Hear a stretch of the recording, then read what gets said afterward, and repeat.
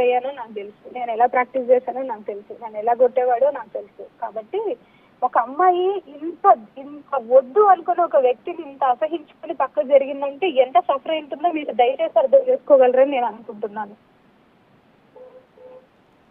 కడుపుతో ఉన్నప్పుడు కూడా వేధించే మనిషితో ఇంకేంటి సార్ మాట్లాడేది? మీరైనా నేనైనా మీరు మీరు మీరు మీరు మీరు ఎప్పుడైనా చూసారా కడుపుతో ఉన్నప్పుడు నేను కొట్టానని ఒప్పుకునే మనిషిని? మన ఛానల్లో చెప్పాడు కొట్టేవారంట కదా అంటే అవును కొట్టాను నేను అన్నాడు. మీరు ఎప్పుడైనా చూసారా? మామూలుగా కొట్టేవాళ్ళు వేరు, ఒక గర్భిణిని నేను కొట్టానని అంటే ఇంకా అంతకు అంటే కవల పిల్లలు ఇద్దరు కడుపులో ఉన్నప్పుడు మీ మీద మిమ్మల్ని కొట్టాడు భయంకరంగా. కానీ మీకు అరేంజ్డ్ మ్యారేజ్ కదండి, మీ బంధువు కూడా అంట కదా ఆయన? అవును సార్. అంటే పెళ్ళైనప్పటి నుంచి అంతేనండి ఆయన ప్రవర్తన? పెళ్ళైనప్పటి నుంచి అంటే పెళ్లికి ముందు కూడా అంతే అంట. అతను మెంటల్లీగా ఫిట్ లేడు అసలు. ఎప్పుడు ఆవేశంగా, ఎప్పుడు మనుషుల పైన రాక్షస ఆనందం పొందుతూ అలా చేసే వ్యక్తి అతను. మెయిల్ ఈగో కూడా కాదు, పర్సనల్ ఈగో అంటారు కదా, అలా పెట్టుకొని రోజులు నాతో మాట్లాడకపోయేది, నన్ను కంట్రోల్ చేయాలనేసి రోజు అన్నం వండడం పడేయడం అలా చేసేదాన్ని.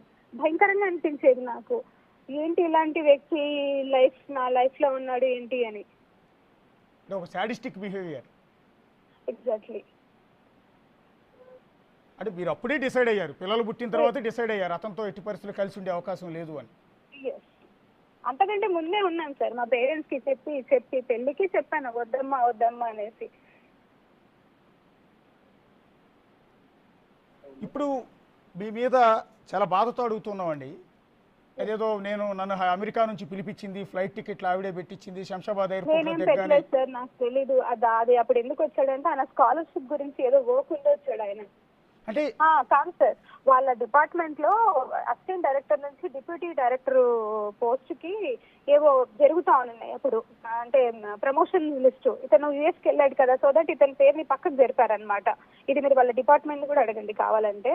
దానికోసము అతను షార్ట్ పీరియడ్ వచ్చేసి దాన్ని క్లియర్ చేసుకోవాలని వచ్చి వెళ్ళాడు ఆయన. హైదరాబాద్ కి కూడా వెళ్ళానన్నది వెళ్ళిన విషయం కూడా అందు గురించి అతను, అంతేగాని ఎక్కడికో వెళ్ళి ఎవరి దగ్గర డబ్బులు తీసుకొచ్చుకోవడానికి కాదు.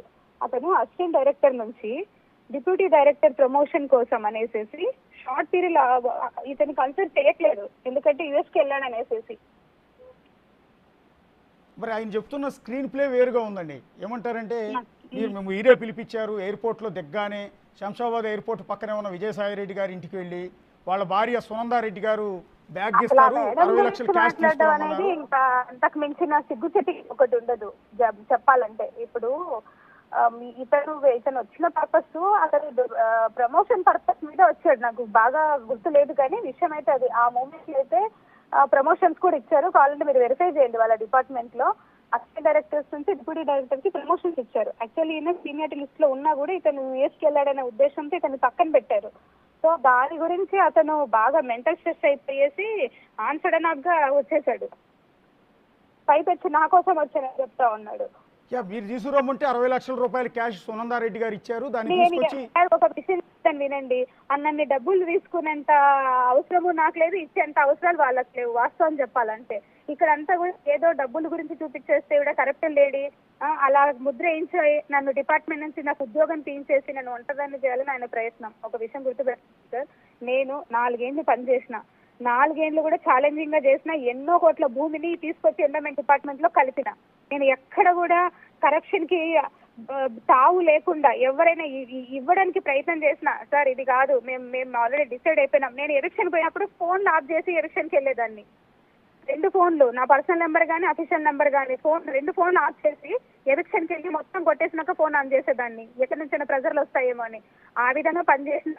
శాంతి అంటే ఎండోమెంట్ డిపార్ట్మెంట్ ఎలక్షన్ అంతే, 2 ఏళ్ళు కంటిన్యూగా ఎలక్షన్లు కొట్టించేస్తున్నాను నేను. ఇంతకంటే ఇంకేం పని చేస్తాను సార్ నేను?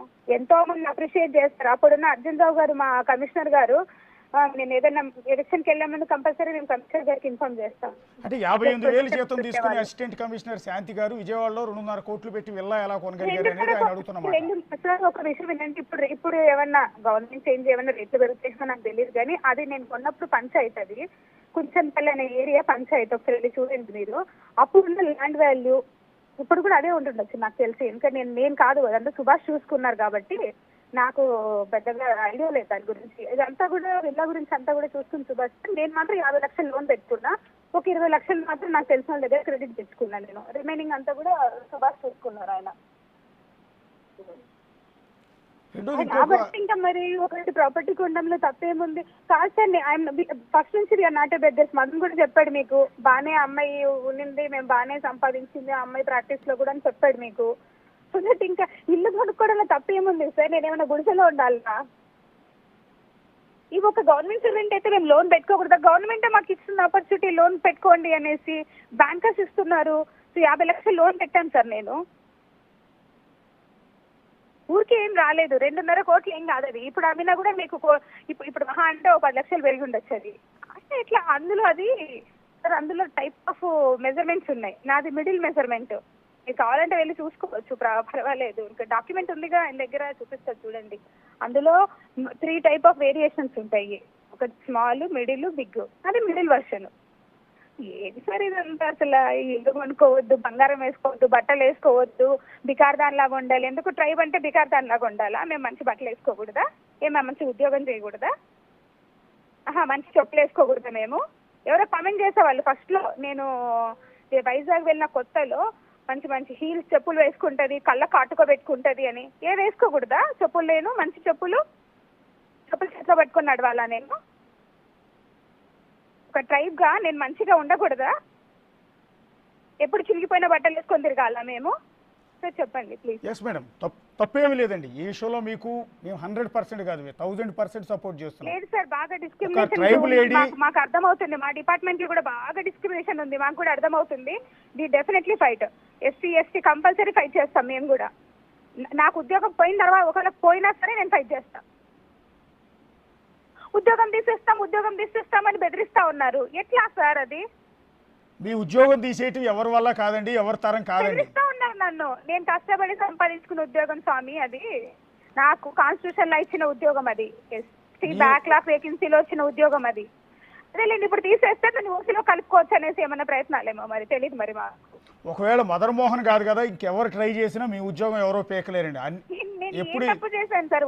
ఉద్యోగ ధర్మంలో 1 రూపాయి నష్టం చేసింది శాంతి అని అంటే నేను నిలబడతాను, ఖచ్చితంగా నిలబడతాను. నేను 1200 కోట్ల భూమిని తీసుకొని వచ్చి ఎండోమెంట్ డిపార్ట్మెంట్ లో కలిపిన. ఇంకా అదే ప్రేమ సమాజం భూమిని, ప్రేమ సమాజం అంటే అదే ఒక ధార్మిక పరిషత్ కాదు. ఎంతో మంది పిల్లలు, మీరు వెళ్ళి అక్కడ చూస్తే ఆ మనుషుల్ని మీరు అసలు కనీసం ఒక 4 రోజులు అన్నం తినరు, అంత బాధపడుతున్నారు. నేను వెళ్ళి చూసిన తర్వాత నేను సొంతంగా నిర్ణయం తీసుకున్నాను, ఖచ్చితంగా వీళ్ళ భూమి వీళ్ళకి ఇప్పించేసేయాలి అనేసి. ఖచ్చితంగా ఇప్పించేయాలని ఎవరు చెప్పినా వినలే నేను. ఎన్నో ప్రెషర్లు వచ్చాయి నాకు అప్పుడున్నా, అయినా సరే నేను వినకుండా మొత్తం తీసుకొచ్చి వాళ్ళ చేతికి అప్పచెప్పి రిటర్న్ లో వాళ్ళకి అప్పచెప్పి బోర్డులు పెట్టేసి వచ్చిన. నేను ఏం తప్పు చేసిన? నేనైతే ఆ భూమి ఏమైనా 90కి తీసుకోపోయినా? ఆ భూమి ఏమన్నా సాయిరెడ్డి సార్ పేరు చెప్తారా, సాయిరెడ్డి సార్కి ఇచ్చానా? కొంచెం చూడండి. అరే ఉద్యోగమే చేసినాము, ఉద్యోగం చేసినా కూడా ఇదే అంటా ఉంటే ఇంకెవరు చేస్తారు ఉద్యోగము? చేసిన వాళ్ళని ఇట్లే అంటారు, చేయని వాళ్ళని అట్లే అంటారు. ఇంకా పొద్దున ఉద్యోగం చేసే వాళ్ళు ఎవరు? సిస్టమ్ నడుస్తుంది, సిస్టమ్ ఎవరున్నా లేకున్నా నడుస్తుంది. కానీ సిస్టమ్ కి ఒక ధర్మం, న్యాయం అన్ని ఉంటాయి. నా వంతు సహాయం నేను కూడా చేయాలి. ఎండోమెంట్ డిపార్ట్మెంట్ జీతం తీసుకుంటూ నా ఉద్యోగం నేను కూడా చేయాలి కదా, అంతో ఇంతో. ఉద్యోగం చేస్తే కరప్షన్ అలిగేషన్స్ వేస్తారా? ఎట్లా ఇస్తారా కరప్షన్ అలిగేషన్? మీరు ఎన్ని కోట్లు తీసుకున్నానని కరప్షన్ అలిగేషన్ వేస్తారు నా మీద? నేను ఎక్కడి నుంచి డబ్బులు తీసుకున్నాను? తప్పు సార్, ఇది తప్పు మాట. ఒక మమ్మల్ని తొక్కి అణచేయాలనేసి చేస్తున్న ప్రయత్నం ఇది. ఉద్యోగంలో ఉండొచ్చు, పర్సనల్ గా ఉండొచ్చు. ఒక ట్రైబ్ ని అంటే ఏ రెవెన్యూ సిబ్బందో లేకపోతే టౌన్ ప్లానింగ్ సిబ్బందో వీళ్ళు దోచుకున్నారు, కరప్షన్ చేశారంటే అర్థం ఉంది. కానీ ఒక దేవాదాయ శాఖకు సంబంధించి మీకు అవకాశం ఉండదు అనుకుంటున్నాను నేనైతే, నాకు తెలిసినంత సార్. ఎందుకంటే ఉండదు, నేను చెప్తాను వినండి. నాది administration department. Assistant commissioner, district assistant commissioner is only administration department. She only the supervising of ఎన్స్టిక్. మీరు తెలుసుకోవాలి ఈ విషయం. నేను మీటింగ్ లో కూడా చెప్పిన, నాకు ఎలాంటి చెక్ పవర్ ఉండదు. అవునండి, నాకు ఐడియా ఉందండి. ఒక టెంపుల్ కంటే వాళ్ళకి ఒక బడ్జెట్ ఉంటుంది, వాళ్ళు ఈ పలానా ఖర్చు పెట్టుకోవాలి, పలానా అన్ని ఉంటాయి, లీజులు, ఆప్షన్స్, ఎవ్రీథింగ్ ఉంటాయి వాళ్ళ చేతుల్లో. నా కంట్రోల్ ఏముండదు. I'm only supervising officer. నాకు అదే ఇష్టము, సూపర్వైజింగ్ చేయడమే ఇష్టం. నాకు టెంపుల్ అడ్మినిస్ట్రేషన్ చేయడం పెద్దగా నేను ఇప్పుడు నేర్చుకోలేదు ఇంకా, ఎందుకంటే నేను లా గ్రాడ్యుయేట్ని కాబట్టి నాకు అడ్మినిస్ట్రేషన్ చాలా ఈజీ అయిపోయింది. ఎన్నో ఎవిక్షన్లు చేయడానికి నాకు నా లా బ్యాక్గ్రౌండే నాకు సపోర్ట్ చేసింది. ఫీల్డ్లోకి వెళ్తే నేను చట్టమే మాట్లాడాల్సి వచ్చేది. సో దట్ నేను చాలా నేను తొందరగా క్లిక్ అయ్యాను ఆ ఫీల్డ్లో. అదే అసలు నాకు అవకాశము గురించి మాట్లాడకుండా అనవసరమైన టాపిక్స్ అన్ని మాట్లాడతారు ఏంటి నాకు అర్థం కాదు. ఎక్కడ సార్ కరప్షన్ చేసినా అక్కడే విజయసాయి రెడ్డి గారితో పరిచయం ఉందండి, యాజ్ ఎంపీగా, ఉత్తరాంధ్ర వైసీపీ ఇన్ఛార్జిగా. వాళ్ళండి ప్రతి డిపార్ట్మెంట్ కి మీటింగ్ కండక్ట్ చేస్తుంది. మా డిపార్ట్మెంటే కాదు, ప్రతి డిపార్ట్మెంట్. మా డిపార్ట్మెంట్ ఏంటంటే డిపార్ట్మెంట్, ఎండోమెంట్ డిపార్ట్మెంట్, మీకు తెలియదు ఏమి కాదు. So that trust boards very కీలకమైన పాత్ర వహిస్తాయి మా డిపార్ట్మెంట్ మొత్తంలో. సో దాని గురించి ఎన్ని ఖాళీగా ఉన్నాయి, ఎలా వాటిని ఫిలప్ చేస్తారమ్మా, మీ యాక్ట్ ఏంటి, ఆయన మొదటిగా అడిగింది ఇదే. దాని తర్వాత ప్రేమ సమాజం ఇష్యూ గురించి చెప్పారు. ఇది పేదవాళ్ళది, ఇది ఇంత భూమి ఇట్లా ఆక్యుపై